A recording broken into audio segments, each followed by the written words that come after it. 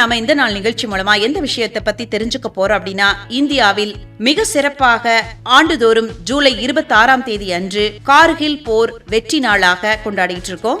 1999ஆம் ஆண்டு இந்திய எல்லைக்குள்ள ஊடுருவிய பாகிஸ்தான் ராணுவத்தை விரட்டி அடித்து இழந்த பனிமலை சிகரங்களை இந்திய நிறுவனம் முழுமையாக மீட்டெடுத்த வரலாற்று சிறப்புமிக்க நாளாக இந்த நாள் நினைவு கூறப்படுது.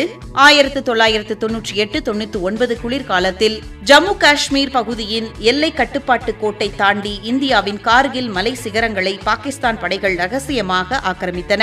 இந்த ஊடுருவலை முறியடித்த இந்திய ராணுவம் ஆபரேஷன் விஜய் என்ற பெயரில் தரைப்படை மற்றும் வான்படை மூலம் அதிரடி தாக்குதலை தொடங்கியது.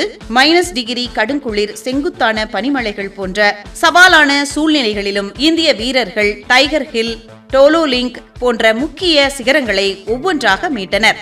சுமார் 60 நாட்களுக்கும் மேலாக நீடித்த இந்த போரோட முடிவுல 1999ஆம் ஆண்டு ஜூலை மாதம் 26ஆம் தேதி அன்னைக்கு பாகிஸ்தான் படைகள் முழுமையாக விரட்டப்பட்டு இந்தியா தன்னோட எல்லையை நிலைநாட்டினாங்க.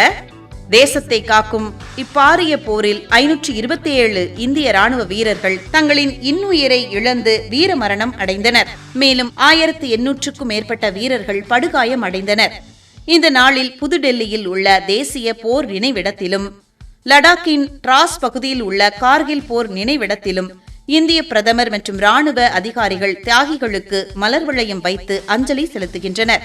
ஜூலை 26ஆம் தேதியான இன்னைக்கு வருஷந்தோறும் கார்கில் போர் வெற்றி நாளா நம்ம எதனால கொண்டாடிட்டு இருக்கோம் அப்படிங்கிற விஷயத்தை இந்த நாள் நிகழ்ச்சி மூலமா தெரிஞ்சுக்கிட்டதுல மிக்க மகிழ்ச்சி அடைகின்றோம்.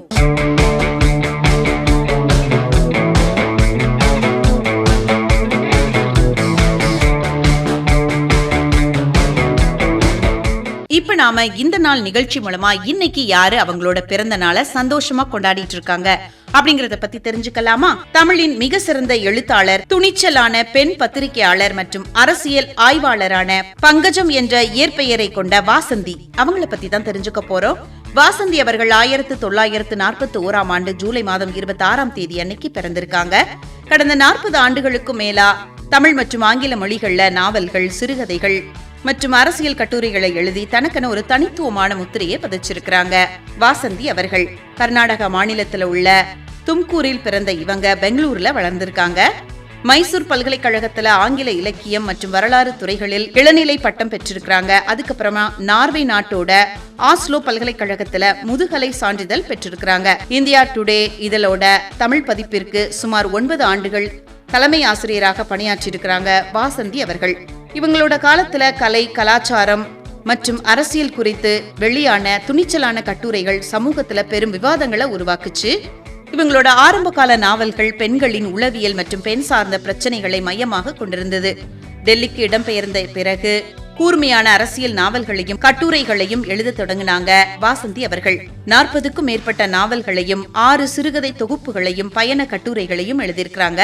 தமிழ்நாட்டு அரசியல் வரலாறு, ஜெயலலிதாவின் வாழ்க்கை வரலாறு, மு. கருணாநிதியின் வாழ்க்கை வரலாறு, ரஜினிகாந்தின் வாழ்க்கை சரிதம் போன்ற வரலாற்று நூல்களை ஆங்கிலத்துல எழுதியிருக்கிறாங்க வாசந்தி அவர்கள். இவரது நாவல்கள் பல பிற மொழிகளில் மொழிபெயர்க்கப்பட்டுள்ளது.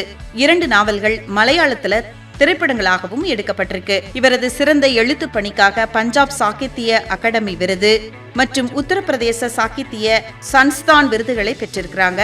இவரது வாசந்தி சிறுகதைகள் என்ற புத்தகத்திற்கு தமிழ்நாடு அரசின் தமிழ் வளர்ச்சி துறை சிறந்த நூலுக்கான பரிசை வழங்கி கௌரவிச்சிருக்கிறாங்க. மிக சிறந்த எழுத்தாளரான பங்கஜம் என்ற இயற்பெயரை கொண்ட வாசந்தி அவங்களுக்கு இந்த நாள் நிகழ்ச்சி மூலமா இனிய பிறந்த நாள் வாழ்த்துக்களை சொல்லிக்கலாம்.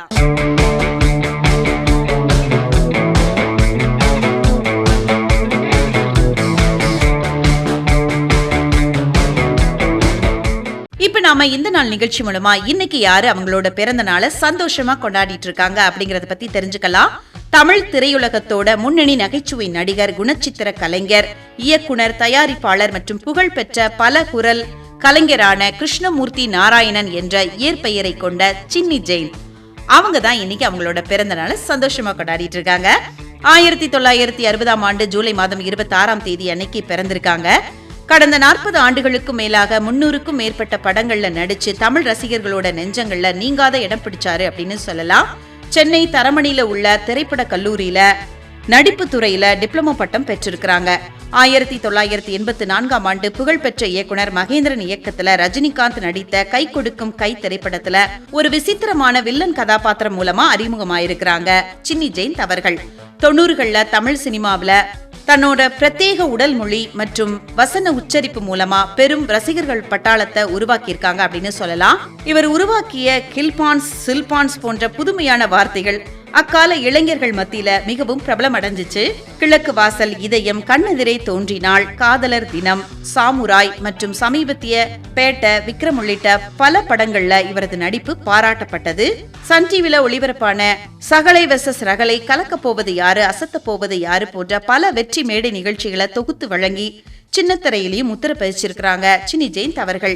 கலைத்துறையில் ஆற்றிய பங்களிப்பிற்காக தமிழ்நாடு அரசின் மிக உயரிய விருதான கலைமாமணி விருது பெற்றிருக்கிறாங்க.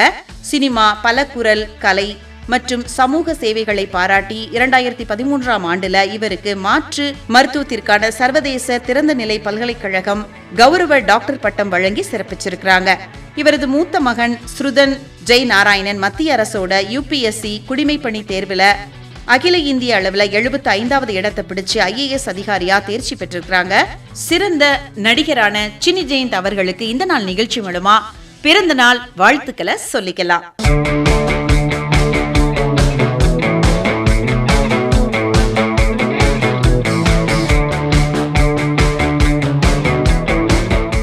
இப்ப நாம இந்த நாள் நிகழ்ச்சி மூலமா யார் இன்னைக்கு அவங்களோட பிறந்த நாளை சந்தோஷமா கொண்டாடிட்டு இருக்காங்க அப்படிங்கறத பத்தி தெரிஞ்சுக்கலாமா? தமிழ் மற்றும் மலையாள திரையுலகத்தின் முன்னணி திரைப்பட நடிகை, தொலைக்காட்சி தொகுப்பாளர் மற்றும் குரல் கலைஞரான திவ்யா கோபிகுமார் என்ற இயற்பெயரை கொண்ட அபிராமி அவங்க தான் இன்னைக்கு அவங்களோட பிறந்த நாளை சந்தோஷமா கொண்டாடிட்டு இருக்காங்க.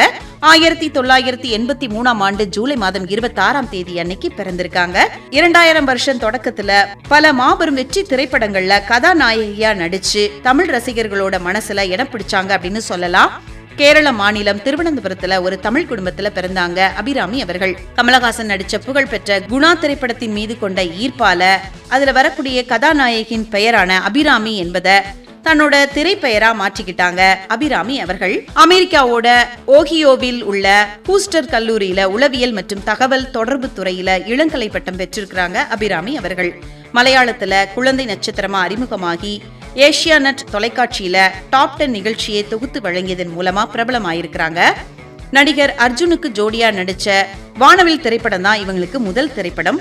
இந்த திரைப்படம் இவருக்கு பெரும் திருப்பு முனையா அமைஞ்சது அப்படின்னு சொல்லலாம். சிறந்த புதிய முகத்திற்கான விருதையும் பெற்று தந்திருக்கு இந்த திரைப்படம். மிடில் கிளாஸ் மாதவன், சமுத்திரம், சார்லி சாப்ளின் போன்ற பல குடும்ப பாங்கான திரைப்படங்கள்ல நடிச்சிருக்கிறாங்க அபிராமி அவர்கள். உலகநாயகன் கமலஹாசனுக்கு ஜோடியா அன்னலட்சுமி அப்படிங்கிற தைரியமான மதுரை கிராமத்து பெண் கதாபாத்திரத்துல நடிச்சு தன்னோட வாழ்க்கையின் மிக சிறந்த நடிப்பை வெளிப்படுத்தினாங்க அப்படின்னு சொல்லலாம்.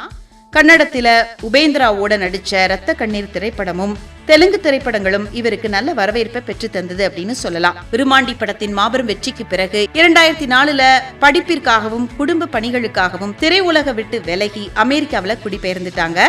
அங்க ஒரு பன்னாட்டு நிறுவனத்துல இயக்குனரா பணியாற்றிருக்கிறாங்க. 10 ஆண்டுகளுக்கு பிறகு 2014ல அபோதிகாரி அப்படிங்கிற மலையாளம் படம் மூலமா மீண்டும் நடிக்க தொடங்கியிருக்காங்க அபிராமி அவர்கள்.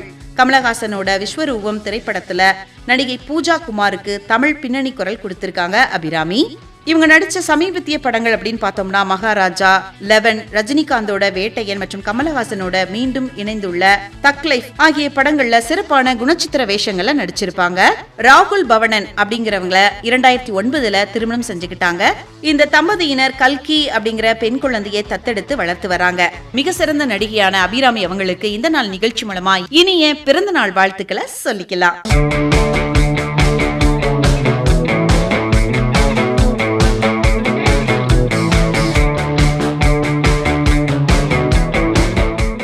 இப்ப நாம இந்த நாள் நிகழ்ச்சி மூலமா யார பத்தி தெரிஞ்சுக்க போறோம் அப்படின்னா, தென்னிந்திய திரையுலகத்துல குறிப்பா கன்னட மற்றும் தமிழ் சினிமாவில 1960கள்ல இருந்து 1980ஓட தொடக்கம் வரைக்கும் கொடிகட்டி பறந்த ஒரு பழம்பெரும் பன்மொழி நடிகையான கமலா குமாரி அப்படிங்கிற இயற்பெயரை கொண்ட ஜெயந்தி அவங்கள பத்தி தான் தெரிஞ்சுக்க போறோம்.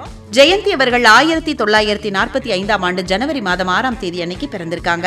2021ஆம் ஆண்டு ஜூலை மாதம் 26ஆம் தேதி அன்னைக்கு காலமாயிருக்கிறாங்க. தமிழ்நாட்டின் முந்தைய ஆளுமைகளை போலவே இவரும் திரையுலகத்துல தனக்கென ஒரு தனி இடத்தை பிடிச்சாங்க அப்படின்னு சொல்லலாம். கர்நாடக மாநிலம் பெல்லாரியில பிறந்திருக்காங்க. இவங்களோட தந்தை பெங்களூரு தூய ஜோசப் கல்லூரியில ஆங்கில பேராசிரியரா பணியாற்றி இருக்கிறாங்க. சென்னைக்கு குடிபெயர்ந்த இவங்க ஒரு சிறந்த பரதநாட்டிய கலைஞரா மாற வேண்டும் அப்படிங்கிறதுக்காக நடன பள்ளியில சேர்ந்திருக்காங்க. அங்க புகழ்பெற்ற தமிழ் பழம்பெரும் நடிகை மனோரமா இவங்களுக்கு நெருங்கிய தோழியா இருக்கிறாங்க. கன்னடத்துல 30க்கும் மேற்பட்ட படங்கள்ல டாக்டர் ராஜ்குமாரோட இணைஞ்சு நடித்த புகழ்பெற்ற இவங்க தமிழ்லையும் முன்னணி இயக்குநர்கள் மற்றும் நடிகர்களோட படங்கள்ல முத்திரை பதிச்சிருக்கிறாங்க. நாகேஷ் மற்றும் ஜெமினி கணேசன் ஆகியோருக்கு ஜோடியா நடிச்சு தன்னுடைய அசாத்திய நடிப்பு திறமையை வெளிப்படுத்தியிருக்காங்க ஜெயந்தி அவர்கள். மக்கள் திலகம் எம்ஜிஆரோட இணைஞ்சு படகோட்டி, முகராசி போன்ற மாபெரும் வெற்றி படங்களையும் நடிச்சிருக்காங்க. ஜெய்சங்கர், முத்துராமன் இவங்க கூடயும் இணைஞ்சு நடிச்சிருக்காங்க ஜெயந்தி அவர்கள். இவங்களோட அசாத்தியமான நடிப்பு திறனை பாராட்டி கன்னட திரையுலகத்துல இவருக்கு அபிநய சாரதே அப்படிங்கிற உயரிய பட்டத்தை வழங்கி கௌரவிச்சிருக்காங்க. சிறந்த நடிகைக்கான கர்நாடக மாநில திரைப்பட விருதுகளை 7 முறையும், பிலிம்பேர் விருதுகளை 2 முறையும் வென்று சாதனை படைச்சிருக்காங்க. 2005, 2006 ஆண்டுல இவருக்கு டாக்டர் ராஜ்குமார் வாழ்நாள் சாதனையாளர் விருது வழங்கப்பட்டிருக்கு. 60 மற்றும் 70களிலேயே நவீன உடைகளை உடுத்தி தமிழ் மற்றும் கன்னட திரையுலகத்துல மிகவும் நவீனத்துவமான துணிச்சலான பாத்திரங்களை எடுத்து நடிச்ச பெண் ஆளுமையா கருதப்படுதாங்க ஜெயந்தி அவர்கள். இவங்க வயது முதிர்வு மற்றும் உடல்நல குறைவு காரணமா தன்னோட 76வது வயதுல பெங்களூர்ல உள்ள அவங்களோட இல்லத்துல தூக்கத்திலேயே அமைதியா காலமாயிட்டாங்க. பழம்பெரும் நடிகையான ஜெயந்தி அவங்கள பத்தின நிறைய விஷயங்களை இந்த நாள் நிகழ்ச்சி மூலமா தெரிஞ்சுக்கிட்டதுல மிக்க மகிழ்ச்சி அடைகின்றோம்.